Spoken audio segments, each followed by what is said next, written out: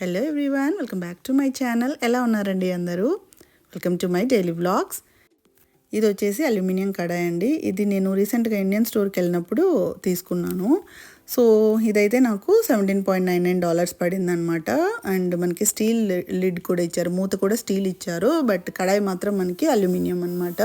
చాలా థిక్గా ఉంది బాటము. అండ్ నా గ్యాస్ స్టవ్కి చాలా పర్ఫెక్ట్గా పనికొస్తుంది అనమాట. ఐ నో అల్యూమినియం మంచిది కాదు, బట్ నాకు డీప్ ఫ్రై చేసుకునేదానికి ఇక్కడ ఏది లేదనమాట. సో అందుకనేసి ఇది తీసుకున్నాను. ఎవరైనా ఇండియా నుండి వస్తుంటే మాత్రం కంపల్సరీగా ఇలాంటి స్టీల్ కడాయి తెచ్చుకోండి. ఇక్కడైతే ఈ టైప్లో మనకి దొరకదు. ఒకవేళ అవైలబిలిటీ ఉన్న అమెజాన్లలో చాలా ఎక్స్పెన్సివ్ ఉంటుంది అనమాట. సో నాకు ఇక్కడ ఈ అల్యూమినియం ఒకటి కనిపించింది, అందుకనేసి ఇది పర్చేస్ చేశాను.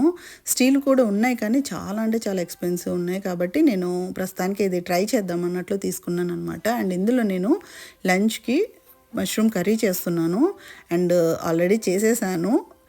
అండ్ టేస్ట్ అయితే అద్దరిపోయిందండి. చాలా అంటే చాలా టేస్టీగా వచ్చిందనమాట. సో తప్పకుండా ట్రై చేయండి ఈ రెసిపీని. అండ్ ఇది వచ్చేసి నేను శామ్స్లో తీసుకున్నాను. ఈ మష్రూమ్స్ కొంచెం వాడిపోయినట్లు అనిపించాయి అనమాట. సో అందుకని చెప్పేసి నేను అవి సపరేట్ చేసి పడేస్తున్నాను. ఎందుకంటే కొంచెం వాడిపోయినవి ఏమవుతాయి అంటే మనం కర్రీలో వేసుకుంటే ఆ టేస్ట్ అంతా మారిపోతుంది, స్మెల్ వచ్చేస్తుంది అనమాట. సో అవన్నీ నీట్గా సపరేట్ చేసేసి నీట్గా వాష్ చేసేసుకోవాలి. కొంచెం ఇసుకలాగా ఉంటుంది అనమాట మష్రూమ్స్కి. సో అవంతా నీట్గా వాష్ చేసేసుకొని కొంచెం సేపు డ్రై చేసేసుకున్న తర్వాత ఇలా నేను స్లైసెస్గా కట్ చేస్తున్నాను అనమాట. ఇలా కట్ చేసుకోవడం వల్ల ఏంటంటే త్వరగా కుక్ అయిపోతుంది మనకి. సో టైం లేని వాళ్ళైతే డైరెక్ట్గా కర్రీలో ఆనియన్ టమాటో వేసేసి ఇది వేసేసుకోవచ్చు. కొంచెం టైం ఉంది, ఇంకా టేస్టీగా రావాలి కర్రీ అంటే మాత్రం ఇలా కడాయిలోకి ఆయిల్ వేసేసుకొని మష్రూమ్స్ అన్నీ యాడ్ చేసేసుకోవాలన్నమాట. అప్పుడు ఏమవుతుందంటే మష్రూమ్ బాగా కుక్ అవుతుంది అండ్ ఇందులో ఉన్న స్మెల్ కూడా పోతుందన్నమాట.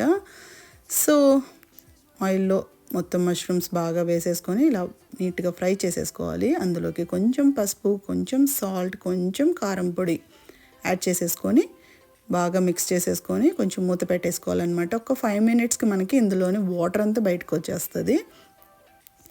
సో ఇలా అనమాట. సో ఈ వాటర్ అంతా ఇంకొక 2-3 మినిట్స్లోకి ఇలా కొంచెం అయిపోయిన తర్వాత అల్లం వెల్లుల్లి పేస్ట్ కూడా యాడ్ చేసేసుకొని బాగా మిక్స్ చేసేసుకోండి. సో ఇప్పుడు ఇలా చేసుకోవటం వల్ల మనకి అల్లం వెల్లుల్లి పేస్ట్ అనే స్మెల్ పోతుందన్నమాట. సో ఇప్పుడు నేను ఇవన్నీ సపరేట్ బౌల్లోకి యాడ్ చేసేసుకుంటున్నాను.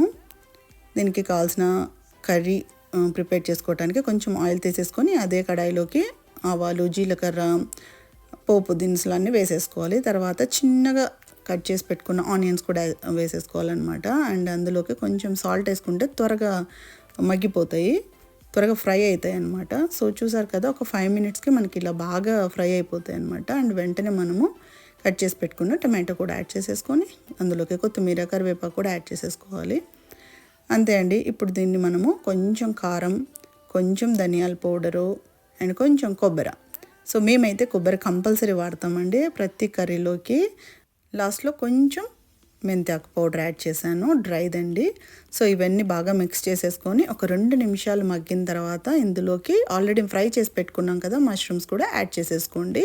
సో ఇవన్నీ బాగా ఫ్రై అయ్యి ఆల్రెడీ కుక్ అయిపోయాయి కాబట్టి ఎక్కువ సమయం ఏం పట్టదనమాట. ఇప్పుడు మనం కొంచెం వాటర్ యాడ్ చేసేసుకోవాలి. మీకంటే పులుసు ఎంత కావాలో అంత యాడ్ చేసేసుకోండి. అండ్ తర్వాత కొంచెం టేస్ట్ చూసేసి నాకు కొంచెం సాల్ట్ తక్కువ అనిపించింది, అందుకని అది కూడా యాడ్ చేసేసి ఇంకా బాయిల్ చేసేసుకోవాలన్నమాట. ఒక 5 మినిట్స్ బాయిల్ చేశారు అంటే కర్రీ అనేది రెడీ అయిపోతుంది. చాలా చాలా టేస్టీగా ఉంటుంది. తప్పకుండా ట్రై చేయండి కర్రీని. నెక్స్ట్ మీకు ఒక టిప్ చూపిస్తాను. సో ఇక్కడ నేను రసం బాయిల్ చేస్తున్నాను. అండ్ రసం అయితే మనకి బయటికి పొంగట్లేదు అండ్ హైలో కూడా పెట్టాను. ఎందుకంటే ఒక గరిటె ఇలా అడ్డు పెట్టారు అంటే ఎంత హైలో పెట్టినా సరే మనకి బయటికి పొంగదనమాట. ఈ టిప్ మీకు యూస్ఫుల్ అవుతుందనేసి ఇక్కడ నేను ఈ వీడియో తీసి పెట్టాను. సో నచ్చితే ఒక లైక్ చేయండి, తప్పకుండా ట్రై చేయండి ఈ టిప్ని కూడా. అండ్ నా లంచ్ అయితే రెడీ అయిపోయింది. లంచ్లో కొంచెం నేను మజ్జిగ చేశాను అండ్ వేడి మష్రూమ్ కర్రీ, రైస్, మార్నింగ్ ఇడ్లీలోకి చేసిన సాంబార్, వేడి రసం అండ్ ఈ మష్రూమ్ కర్రీ చాలా అంటే చాలా టేస్టీగా వచ్చిందండి. ఈ రెసిపీని తప్పకుండా ట్రై చేయండి. అండ్ మీలో ఎంతమందికి మష్రూమ్ కర్రీ ఇష్టమో నాకు కమెంట్ సెక్షన్లో కమెంట్ చేయండి. అండ్ మష్రూమ్స్ వచ్చేసి మనము వారానికి 2 సార్లన్నా తీసుకోవాలండి, లేదంటే అట్లీస్ట్ వన్స్ అన్నా తీసుకోవాలి. ఇందులో బోల్డ్ అనే విటమిన్స్ ఉంటాయన్నమాట. లైక్ బి విటమిన్స్ ఎక్కువగా ఉంటాయి, ఐరన్, కాపర్, పొటాషియం చాలా ఎక్కువగా ఉంటాయి అన్నమాట. చాలా మంచిది హెల్త్కి. అండ్ మా పిల్లలకి అయితే చాలా అంటే చాలా ఇష్టం మష్రూమ్ కర్రీ. నాకు చిన్నప్పుడు అస్సలు ఇష్టం ఉండేది కాదు, బట్ ఇప్పుడైతే చాలా ఇష్టం అనమాట. నాకు కర్రీ అయితే సూపర్గా వచ్చింది, తప్పకుండా ట్రై చేయండి. అండ్ నెక్స్ట్ వచ్చేసి నా లంచ్ అయిపోయిన తర్వాత ఇంట్లో కొంచెం పని పెట్టుకున్నాను అనమాట.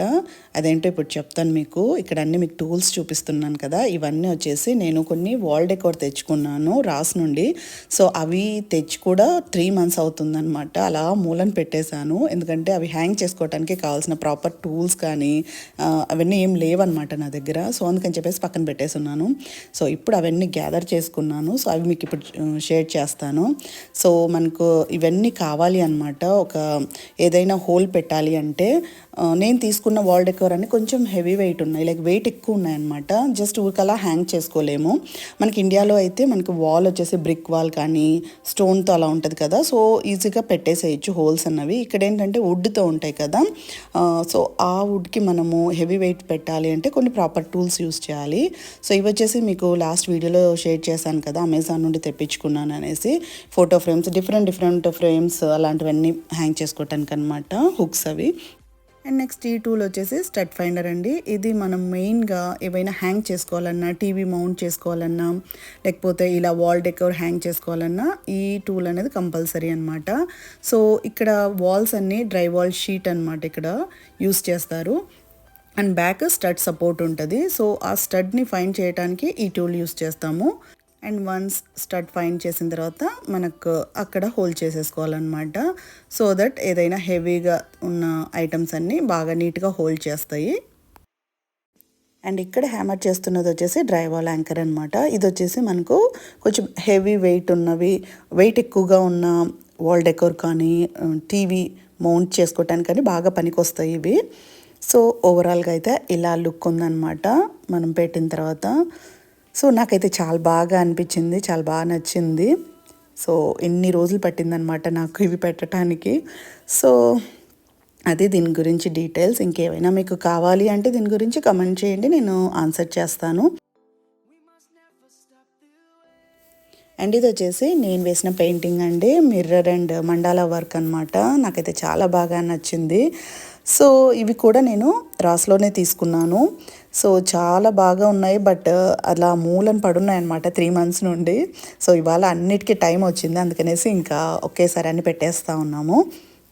సో రాస్లో ఏంటంటే మనకి చాలా మంచి డిస్కౌంట్కి బ్యూటిఫుల్ వాల్ డెకోర్ అయితే దొరుకుతాయండి ఇక్కడైతే. సో ఎవరైనా తెలియదు అంటే ఒకసారి చెక్ చేయండి, చాలా బాగుంటాయి. ఇప్పుడైతే అన్ని మేడ్ ఇన్ ఇండియావే వస్తున్నాయి అనమాట. ఒకప్పుడైతే అన్ని చైనా ఉండేవి, ఇప్పుడైతే అన్ని మేడ్ ఇన్ ఇండియా వస్తున్నాయి. సో ఇవి కూడా వాల్ హ్యాంగింగ్స్ అనమాట, వాల్ డెకోర్వే.